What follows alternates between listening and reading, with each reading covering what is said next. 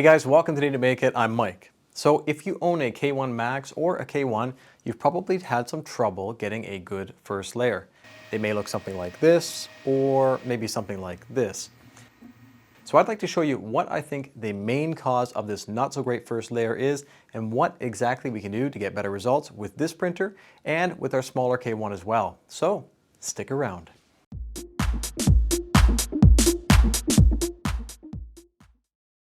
So first up, here is my print bed with no print going whatsoever. The bed is just at room temperature, and you can see that the bed is warped, mainly in one direction. So let's now raise the bed temperature incrementally while watching the straight edge. And we're gonna head all the way up to 100 degrees Celsius, where we would normally print something like ASA or ABS.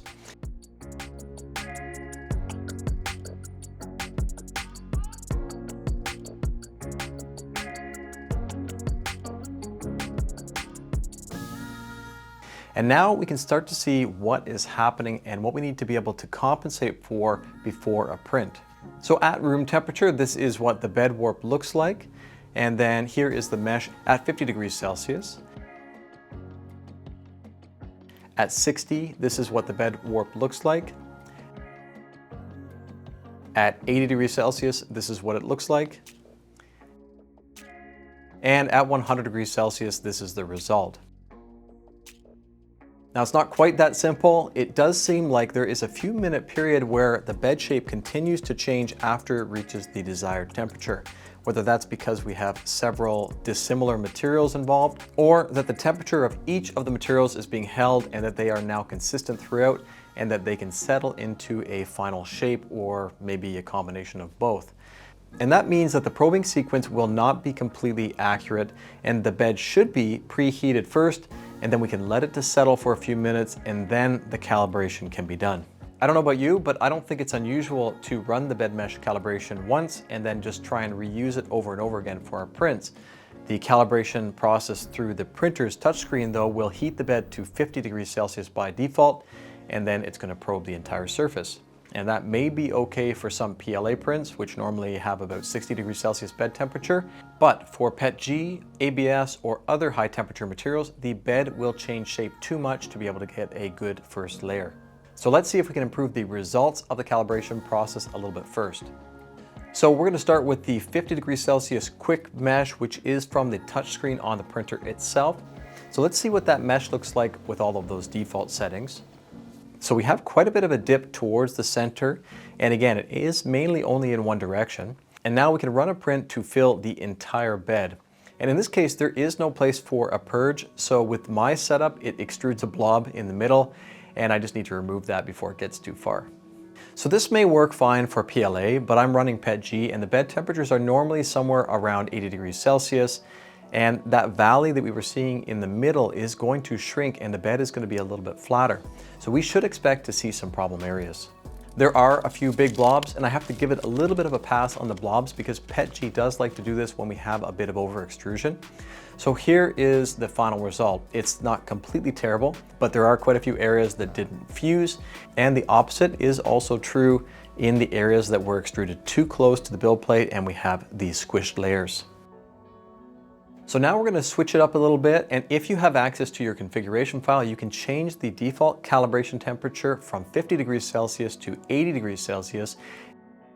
And now we can rerun the exact same test again. And in this case, the dip in the center is going to be nearly gone. We have a couple of higher spots and lower spots still, but the overall flatness has improved. We should see better overall results, but it still may not be perfect. And again, we have some blobbing going on. We still have a few areas of over extrusion, but we also have an overall improvement. Everything is completely connected. And now let's take it one step further. This time we're going to preheat the bed and hold it at 80 degrees Celsius for a few minutes. And then we're going to run that bed mesh calibration also at 80 degrees Celsius. We should see a slight change in the mesh, assuming that the shape of the bed does continue to change just a little bit. For this print, I made a mistake of reducing the flow a little bit too much, thinking that I would be over extruding the entire surface. I'm going to peel this one off, and then I'm going to set the flow back to what it was on the previous two tests and run it again. And this time we are back to over extruding, or at least our Z offset needs to be adjusted.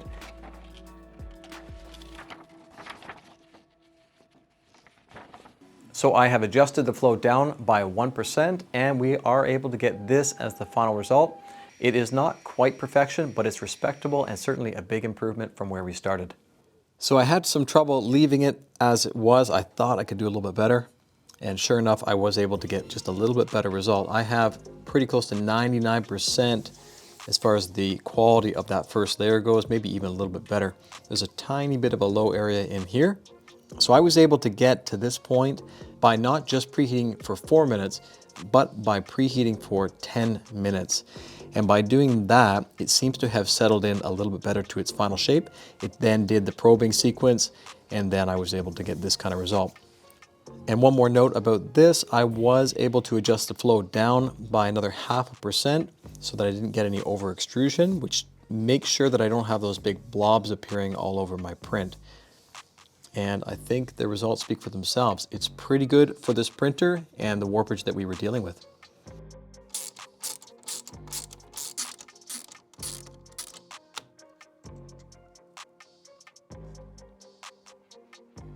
I believe what we're seeing here is that we have an aluminum plate that is a little bit too thin for the large size of the printer or the bed. That, combined with the rapid heating, is causing the bed to warp more than what you might see on some of the other printers.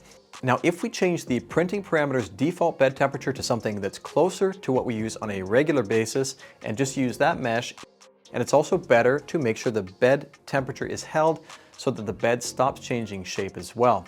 I would recommend that Creality uses a slightly thicker aluminum plate here. The quality of the plate that they've used looks really good, and it's nicely machined around the perimeter, but the thickness seems to be a problem. Now, with technology changing all the time, there may also be other material choices out there that could be better than aluminum. But let me know if you agree with what I'm saying here, or if you think there's a bit more going on. Printing the entire bed surface is pretty extreme and not that common, so how about a way to get even better results on these printers that's more efficient and more precise?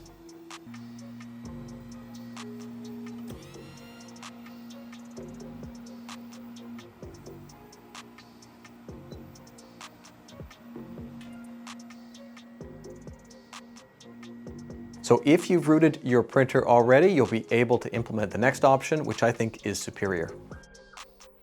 But before we get to that, make sure that you subscribe and you like the video and hit that notification bell as well so you always know when a new video is released. Also, making a comment, no matter how short, really helps with the YouTube algorithm and keeps me making content like this. One other point worth mentioning is that normally we're probing the bed with 6x6 points, so 36 total points. It is fairly dense, but if the bed is warped enough, it's going to be assuming the information between the probed points, and it's not going to be completely accurate.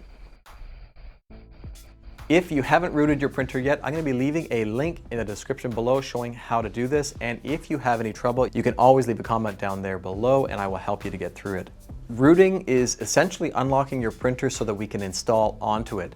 We'd normally install Moonraker, Fluid, and Mainsail. Looking down the list, we can also see this one called Clipper Adaptive Meshing and Purging, also called CAMP. So I've installed this already, and again, check the walkthrough down there if you want to be able to do this yourself. So now let's take a couple of parts that are concentrated in one fairly small area. And if we want to get an accurate mesh before the print, it would typically probe the entire surface, but not anymore with CAMP.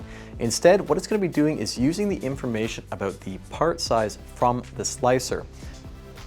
That info comes from OrcaSlicer in this case, and it's called Exclude Parts and also Label Parts. So we need to turn those two features on. And Exclude Parts is the option that would allow you to cancel any individual part during a print. And now I'm going to be probing it only where it needs to be probed, and it's not only quicker, but it's going to be far more accurate.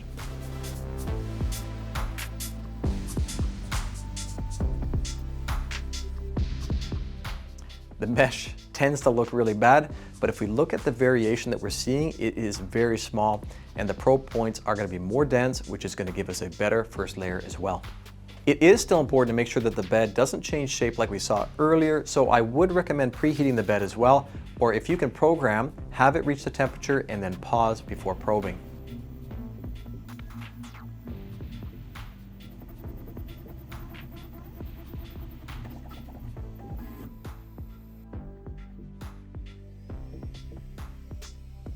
So here I have 3 batches of samples.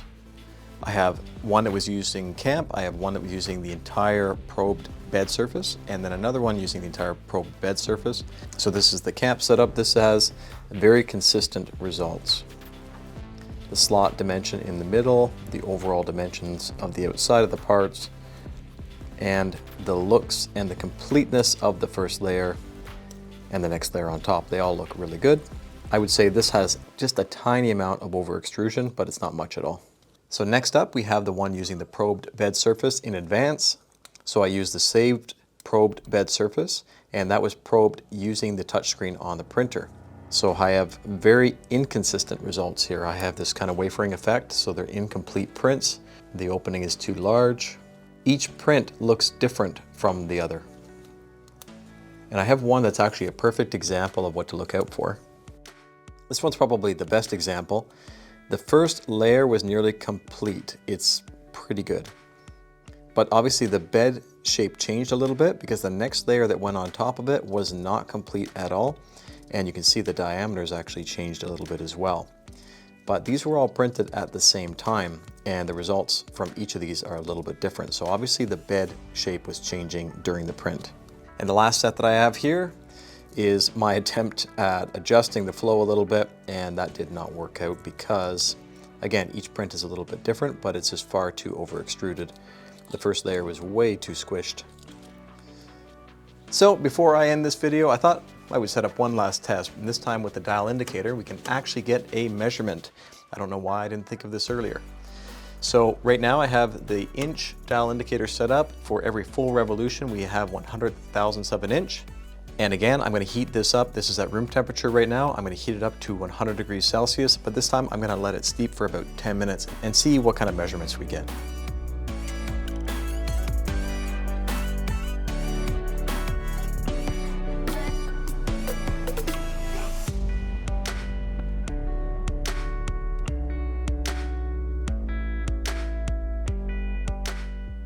All right, 10 minutes has passed, actually a little bit over 10 minutes, and it looks like it's stabilized at 21 or 22,000ths of an inch, which converts to about 0.53 millimeters. And if you compare that to the thickness of a layer height, which is maybe about 0.2 or a little bit less, that's a pretty dramatic number for a printer like this. So hopefully this shows why it is so important to preheat this particular bed for at least 10 minutes. So far, the adaptive meshing is working really well, but there is one time where it's giving me a little bit of trouble, and that is when I'm printing something that is as big as the entire build plate. And that's pretty rare, but what's gonna happen is it won't have a spot for the purge. So it's gonna put a blob right in the center, and you just need to make sure that you remove that blob before it gets too far along. Otherwise, it's gonna give the printer some trouble, and it may end up somewhere within your print. One other note about this printer, because it is so large, the frame could be prone to more twisting. So if you tend to move your printer around a lot, it could also impact your mesh. It really is best to probe before each of your prints unless you don't move your printer and you always print at the exact same temperatures. The best long-term solution to avoiding some of these problems that we've seen here is to have a thicker aluminum plate, which is going to be machined and precise. But if we don't want to spend any money, we can make sure that we have the right bed temperatures when we create our mesh. And on top of that, we can also use camp to ensure that we are far more accurate with the mesh right before we print. And if you're already using this, please let me know in the comment section down there below how you like it. So I hope you found this video helpful, and thank you as always to each of my patrons for helping to support this channel and making videos like this possible.